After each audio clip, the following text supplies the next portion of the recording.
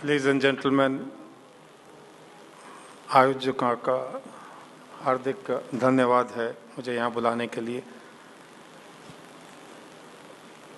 मैंने 1979 में navy join किया था एंड थैंक यू सर। और 1993 में प्री मेच्योर रिटायरमेंट लिया, फिर पीरामल ग्रुप ज्वाइन किया। बट 99 में जब कारगिल जंग छिड़ गई थी तो लगा कि फ़ौज का नमक खाया है, कारगिल जाना चाहिए बतौर किसी रूप में।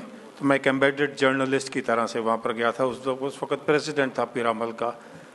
वहाँ पर कारगिल से जंग के थिएटर में कॉलिंग सहमत की शुरुआत हुई थी, राजी लिखी गई थी। उस महिला ने, जो कश्मीरी मुस्लिम औरत थी, उसने सिखाया था कृष्ण क्या है। उसने सिखाया था जाके नेशनल म्यूज़ियम में पढ़िए क्या लिखा है। तो मसीह थानेसरी, जरा आप ध्यान से सुनिएगा, 400 करीब साल पहले उन्होंने फ़ारसी में लिखा था। जो वहाँ के डायरेक्टर तब थे मिस्टर सिद्दीकी, उन्होंने बताया था मुझे पढ़ने के लिए। वहाँ लिखा था, तमस राव पैरहन उरियान ना दी दे, चुन जान अंदर तनो तन जान ना दी दे। तमस मतलब कपड़ा, पैरहन मतलब पहनना, उड़ियान ओढ़ना, दीदे मीन्स आँखें, कि जिन कपड़ों ने सीता जी के शरीर को ढका था उन कपड़ों ने सीता जी के शरीर को कभी नहीं देखा था। इतना गहरा मतलब फारसी में लिखा गया था। और हमने पहले अंग्रेज़ों की गुलामी की है, फिर उसके बाद में आने वाले 60 साल में वो गुलामी कंटिन्यू की है। क्योंकि जब हाई कोर्ट में एक एफिडेविट दायर किया गया था कांग्रेस के द्वारा कि भगवान राम एक मिथ्या है, तो हम सब नपुंसकता दिखा के बैठे थे, हमने कोई आवाज़ नहीं उठाई थी। तो मंत्री जी ने अभी कहा कि केरल में जंग लड़ रही हो और हम यहाँ पर चुप हैं कि हमें क्या।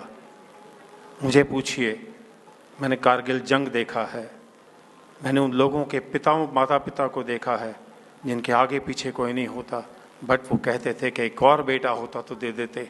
ये उनका जंग लड़ने का नहीं है। ये आप लोग जब बाहर जाके दिखाते हैं कि हम भी कुछ हैं, हम भूल गए अब्दुल हमीद कौन था, परमवीर चक्र था। भगत सिंह बचाए जा सकते थे और उनके साथी, वो एक दिन पहले फांसी दिए गए थे। ये इतिहास में निकाल दिए गए हैं ये सवाल। वो इसलिए क्योंकि हम सुनना नहीं चाहते और वो पढ़ाना नहीं चाहते थे। तो राजी में एक बड़ी दुर्घटना हुई मेरे साथ में। ये फिल्म में जब सहमत वापस आती है तो सच्चाई में अगर आप कॉलिंग सहमत पढ़ेंगे तो वो तिरंगा को सल्यूट करती है। और बैंड जो कि उस वक्त जय भारती पे कर रहा था, मुझे 8 साल लगे थे इस किताब को लिखने में। तो जो बैंड जय भारती सल्यूट कर रहा था, मास्टर चीफ जो सेलर था, उसने 2 ट्वीक करके बैंड जय भारती को बंद करके जनगण मन प्ले किया था। राजी में ना तो कोई तिरंगा दिखाया गया और ना कोई जनगण गाया गया, बल्कि उसको डिप्रेशन स्टेट में लाया गया। पाकिस्तान के फ्लैग दिखाए गए और इंडियन इंटेलिजेंस एजेंसी को नीचे दिखाया गया। ये लेफ्टिस्ट अप्रोच के खिलाफ में इतनी सफाई से काम किया गया। मुझे पूछिए वो दर्द कहाँ होता है। तो वो आप भी उतने ही फौजी हैं। मैं एक आपसे और जाने से पहले एक रिक्वेस्ट करना चाहूँगा। आज कुछ ही लोग, ये मुसलमान को नहीं लेके है, कुछ ही लोग इस देश में 1,20,000 करोड़ रुपए के रूप में टैक्स के रूप में हलाल सर्टिफिकेट्स के ऊपर में लेते हैं। और कौन पे कर रहा है? बाबा रामदेव जैसे लोग, हल्दीराम, बीकाजी भुजिया। दूध और घी हलाल कैसे हो गए? और ये सब हम एक्सेप्ट कर रहे हैं, हम उसका टैक्स दे रहे हैं जो कि कुछ लोगों के बीच में जा रहा है। कोई होटल, कोई ढाबा, कोई रेस्टोरेंट हमें वेजिटेरियन या नॉन वेजिटेरियन पर हलाल सर्टिफाइड फूड ही खिलाता है। वो टैक्स किसको जाता है? जमायत उलेमा जैसी कंपनीज को, जिसने कसाब को बिरयानी खिलाई थी। हमें तो डूब मरना चाहिए सरकार।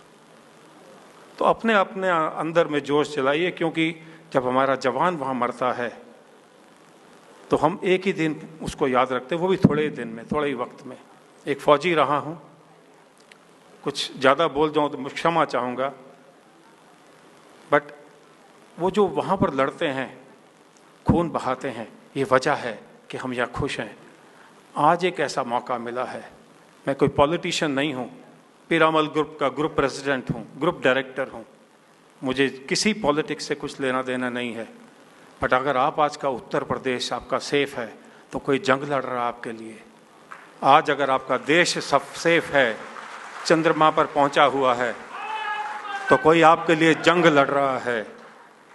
तो वो उस एक या दो या तीन जिसने 370 लगा दिया, कि उनका काम खाली नहीं है, कुछ तो जंग आपको भी लड़नी पड़ेगी। जय हिंद।